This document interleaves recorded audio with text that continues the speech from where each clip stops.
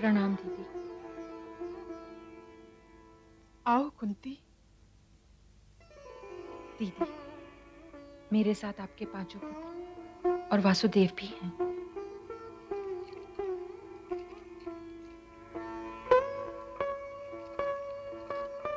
प्रणाम ज्येष्ठ माता श्री। प्रणाम ज्येष्ठ माता श्री। सुखी रहो पुत्र युधिष्ठिर। सुखी रहना तो मेरे वश में नहीं है ज्येष्ठ माता श्री, किंतु हम भाइयों में से यह बात कोई नहीं भूल सकता कि अनुज भीम ने प्रिय दुस्साशिर की छाती का लहू पिया और उसकी गदा ने अनुज दुर्योधन की जंघा तोड़ी।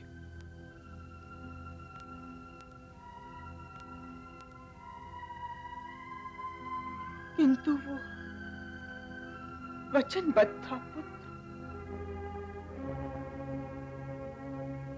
उन दोनों को द्रौपदी, भरतवंश और मानवता का अपमान करने का कम से कम इतना दंड तो मिलना ही चाहिए था।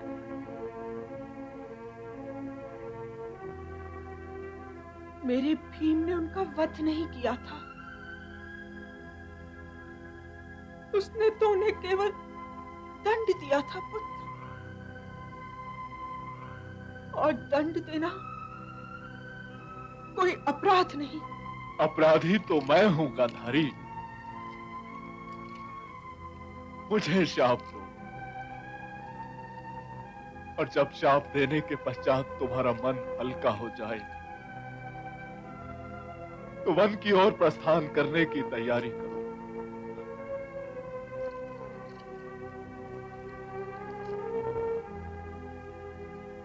वन की ओर क्यों ज्येष्ठ पिताश्री? वन इसलिए पुत्र कि जब तक अतीत स्थान रिक्त नहीं करेगा तब तक वर्तमान अपना स्थान ग्रहण नहीं कर सकता। क्या आप ये कह रही हैं माताश्री कि ज्येष्ठ पिताश्री के साथ आप भी जाएंगी? उन्हें तो जाना पड़ेगा पार्थ। बुआ भी तो अतीत ही है। और अब किसी वृक्ष को काटने से पहले सोच अवश्य लेना कि क्या पता उस वृक्ष की छाया में बुआ या माता गांधारी या ज्येष्ठ पिताश्री विश्राम कर चुके हो।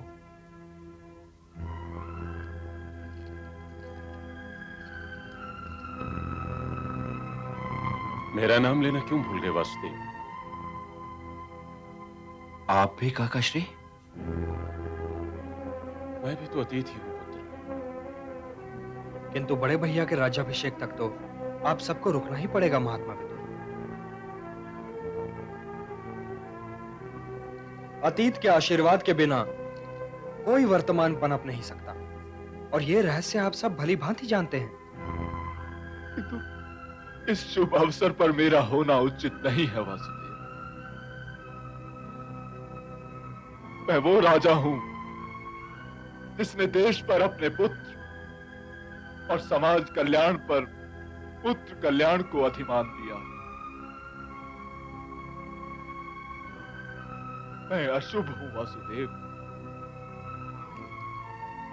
ये आप क्या कह रहे हैं ज्येष्ठ पिताश्री? किसी के राज्याभिषेक का तो प्रश्न ही नहीं उठता, क्योंकि हस्तिनापुर का राज सिंहासन तो रिक्त नहीं है। आप विराजमान हैं और भगवान आप नहीं पुत्र, तुम धर्मराज हो, तुम सत्य के प्रतीक हो।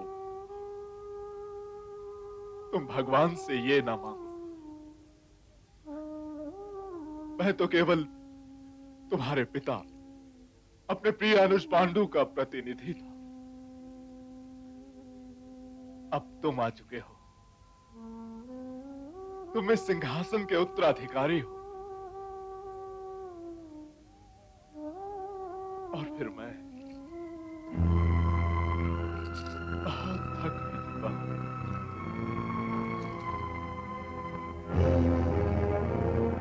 तुम्हारे साथ हस्तिनापुर में न्याय का युग फिर आरंभ हो रहा है। धर्म का सूर्य उदय होगा। ये नेत्रहीन धृतराष्ट्र धूप में रहना तो जानता ही नहीं।